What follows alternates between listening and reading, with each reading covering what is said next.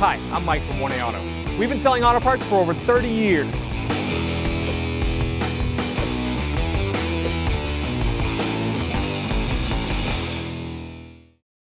What's up guys, I'm Andy from 1A Auto. Today I'm going to show you how to check or top off your washer fluid in this 2001 Ford Focus. If you need any parts for your vehicle, click the link in the description and head over to 1aauto.com. Over here is your washer fluid.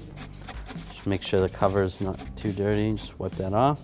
You can grab this little tab here, pull it up. You can see, if you don't see any fluid in there, just going to take a bottle of washer fluid. There's different kinds of washer fluid you can use. Sometimes there's a winter mix, sometimes there's a mix for bugs. This is just a regular mix.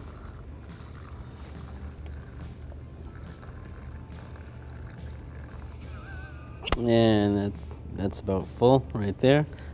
Just take the cover and just line it back up, pop it back on. Thanks for watching. Visit us at 1aauto.com for quality auto parts, fast and free shipping, and the best customer service in the industry.